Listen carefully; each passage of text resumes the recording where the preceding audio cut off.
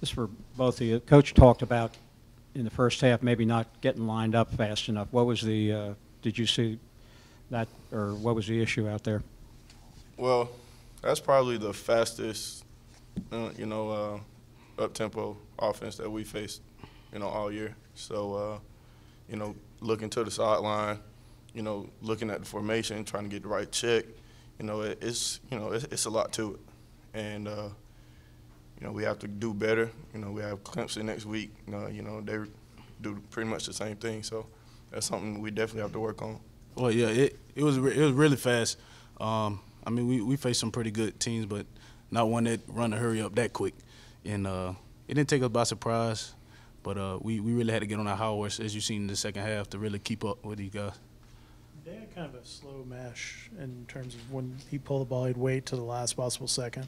How difficult was that with Walford in terms of you got to keep your eyes, particularly you, Corey, in terms of keeping on your coverage versus coming up and playing the run and being able to figure out what they're doing? Well, mainly they were pretty, like you said, pretty patient, holding and waiting until gaps open. And that's really what, killed us defensively.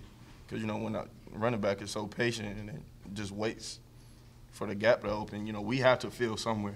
So, when that's the case, then that definitely makes it difficult on us.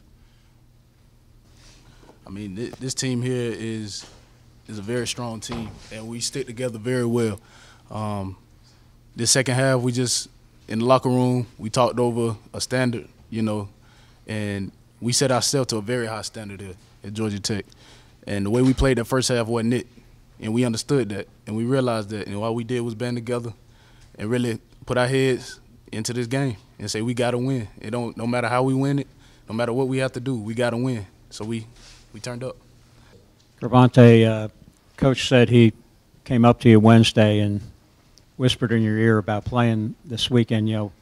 What kind of condition were you in at that time, as far as recovering from your injury? Yeah, you're right. He did come up to me Wednesday and say, do you want to play this game? And I was like, yeah. He said, well, you need to practice. I was officially in red at the time. And at the time, I was, supposed to be running that day. And I was supposed to be practice, though. But the player in me just wanted to play. So, they switched over to a yellow. So I was able to play this week. And I'm glad I did. It was a hell of a performance.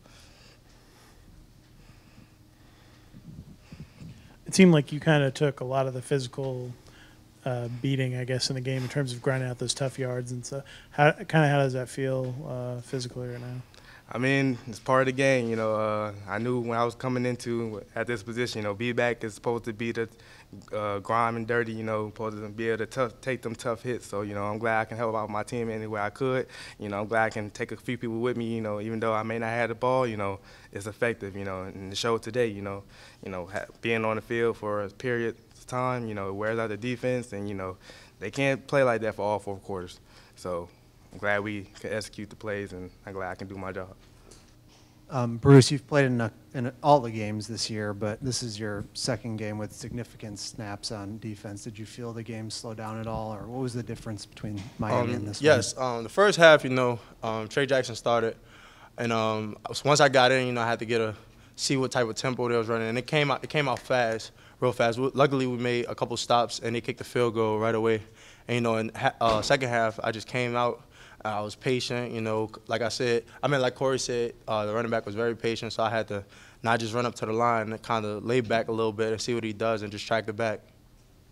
Kind of had the headset on the sideline and stuff. Was he talking to you between series and trying to coach you up a little bit? Oh, yeah. I mean, if anything he's seen, that the offense was doing and I didn't see it, come to the sideline, he'll tell me and make sure I do right the next time they call it.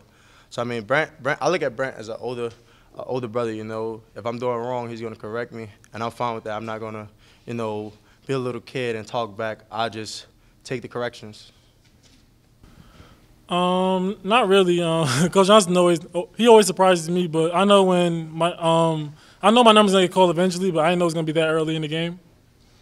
Were you excited when the reverse got called, and you'd probably seen the same thing Coach Johnson did in terms of their over pursuit? Yeah. During practice, he said we're gonna have to run the reverse at least one play because they chase a lot. So that was a good play by coach. Seems like most of Zaquan's big runs this year will feature you in front of him blocking near the end zone. Is that something I mean, obviously you take a lot of pride in your blocking, but it seems like this season you've taken it up a notch where you're just driving guys 40 yards down the field. Yeah, I consider myself a good blocker, and I know once they see me in the front, they know like, all right, we're about to score a touchdown. So that's good.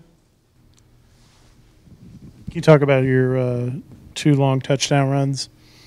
Great blocking up front. The guys opened up some holes for me. Ricky made a great block on the perimeter. I just tried to make a play and try to kind of get the game in our favor.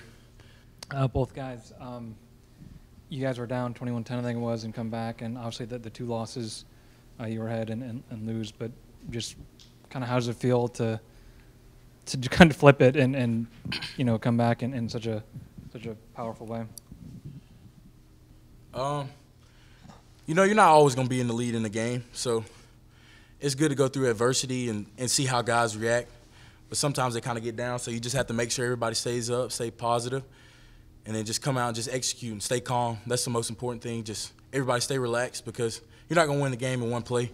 So you just have to put things together and things will start falling your way, and then after that, it'll just take off.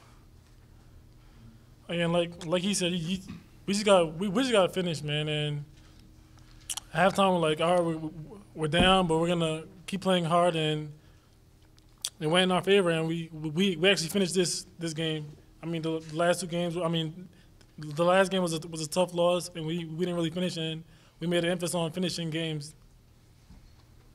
Kind of rolling off that, Taquan, obviously the last 2 close games, the offense wasn't able to put that last drive in to put the game away. How nice was it to get that dagger on that long run? It was amazing. Just being able to get in victory, honestly, because, I mean, we practice it on Thursdays, but just actually being able to, say victory in the huddle and being able to take the lead in the game, and also to rally the guys together and put together a drive to go down and actually seal the game. I mean, it's very exciting. We knew we could finish. We just had to actually do it.